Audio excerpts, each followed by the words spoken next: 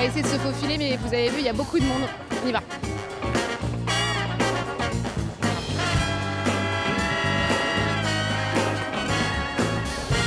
2 heures d'attente, il y a un monde fou. Il y a toutes les stars qui viennent, donc c'est à ce moment-là qu'on peut les voir. Moi j'aime bien Marion Cotillard dans Batman. Beaucoup de belles robes, des belles chaussures. Il doit y avoir Marion Cotillard, en principe. Salut tout le monde! Aujourd'hui, nous vous emmenons au cœur de ce qui fait un peu la magie du Festival de Cannes, la célèbre montée des marches, moment favori des fans, les fans qui sont tous autour de moi et qui m'ont gentiment prêté un escabeau, les célèbres escabeaux qui permettent d'apercevoir ces fameuses marches et le tapis rouge que vont fouler les stars. Cette fois, c'est le film Les Fantômes d'Ismaël, un film signé Arnaud Desplechin. Arnaud Desplechin, un habitué de la croisette. Dans son film, on retrouve celui que le réalisateur appelle son alter ego, Mathieu Amalric. Mais les stars, ce sont bien sûr celles que tout le monde attend ici, Marion Cotillard et Charlotte Gainsbourg.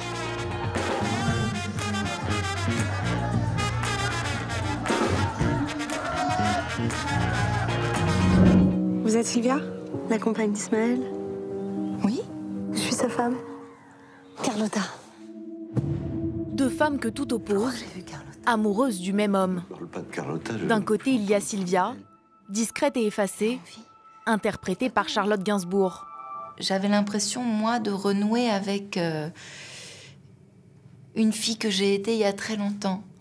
De refaire appel à une timidité que j'ai pu avoir, à de la maladresse. C'est moi.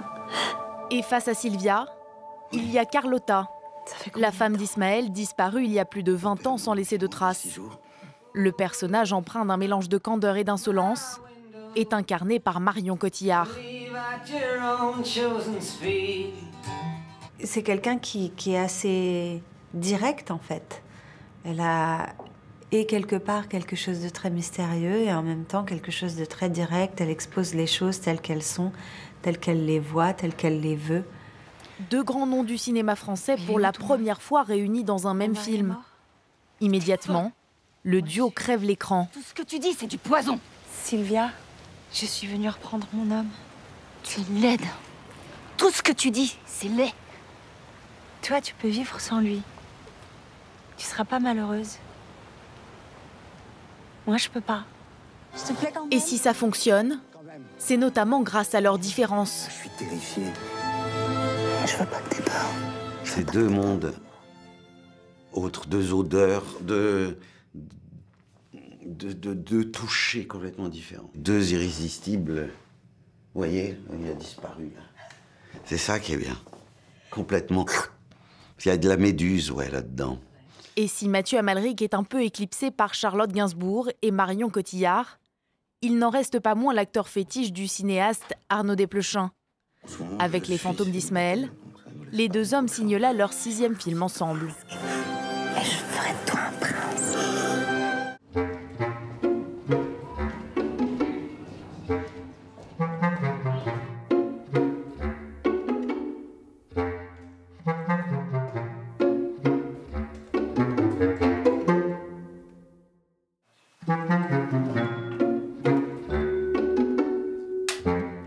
Arnaud Desplechin, bonjour. Bonjour, Louise. Alors, si vous le voulez bien, on va faire une interview fantôme. Bon sang, est-ce que je vais m'en sortir? Je suis sûre que vous allez vous en sortir. Et d'abord parce que ma première question est très simple. Pourquoi ce titre, Les Fantômes d'Ismaël? Les Fantômes d'Ismaël, il y en a plusieurs. Il y en a surtout un. L'intrigue, c'est ce type qui est veuf, enfin dont la femme a disparu depuis 20 ans. Et voilà qu'après 18 ans de solitude, il commence peut-être à avoir une histoire avec une fille. Et voilà que cette femme dont il était sûr qu'elle était morte revient d'entre les morts, un fantôme. Les fantômes, il y en a d'autres, c'est ces fantômes de culpabilité, du passé qu'on traîne derrière nous, tous ces remords, ces regrets qu'on traîne et qu'on essaye de dépasser pour avancer, pour avancer vers la vie. Et le personnage joué par Marion Cotillard, justement, presque un fantôme, vous l'avez appelé Carlotta. Ça fait forcément penser à Sueur froide, Kim Novak, qui est un des personnages les plus fantomatiques du cinéma. Du cinéma, oui. Vous l'aviez dans la tête, cette référence? Bien sûr que je l'avais, oui.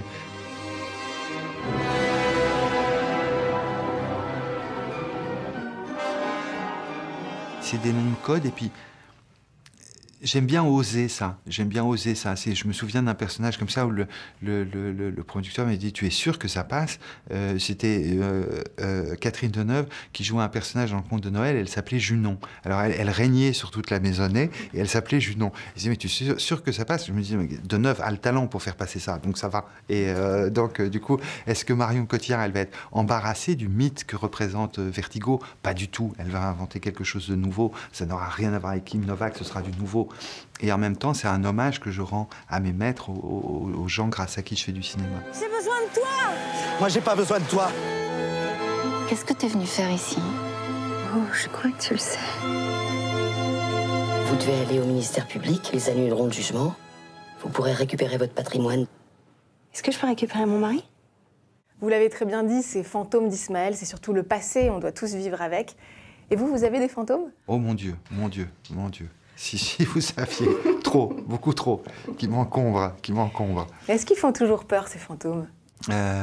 Non, pas toujours. Non, il y a des fantômes qui sont aimables. Vous voyez, c'est quand vous avez une personne disparue qui vous manque, et un jour, le divin hasard fait que vous rêvez de lui.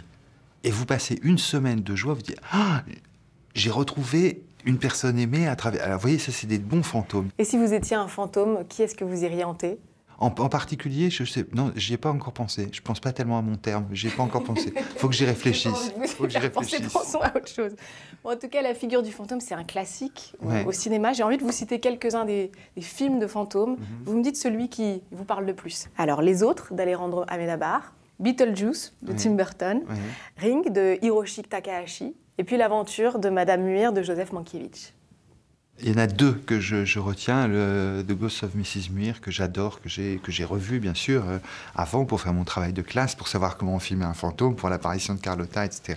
Puis j'adore, j'ai été un très Mankiewiczien dans mon jeune âge, donc c'est un film qui m'est cher. Et Beetlejuice, qui est pour moi un des meilleurs Tim Burton, le film est tellement obscène, outrageant, provoquant, que c'est un film qui me met en joie. Voilà un fantôme joyeux. Comme quoi, les fantômes peuvent nous faire du bien.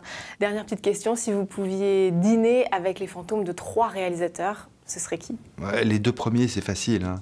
C'est Truffaut, que j'ai jamais eu la chance de rencontrer, et c'est Bergman, ça c'est sûr. Le troisième, c'est compliqué. Je vous aurais bien répondu Hitchcock, mais j'aurais eu peur qu'il ne parle pas à table, qu'il fasse que des blagues, vous voyez, et que j'arrive jamais à savoir son secret. Parce que l'homme était tellement impénétrable, vous voyez. Alors je citerai quelqu'un qui n'est pas réalisateur, mais qui était critique de cinéma, c'est Serge Danet, qui a beaucoup compté dans mes jeunes années, mais qui était un écrivain merveilleux et vraiment un pur homme de cinéma. Alors réunir Truffaut, Danet et Bergman, ça aurait été le rêve. Le dîner idéal. Merci beaucoup, Arnaud Desplechin, et très bon festival de Cannes. D'accord, je vais essayer.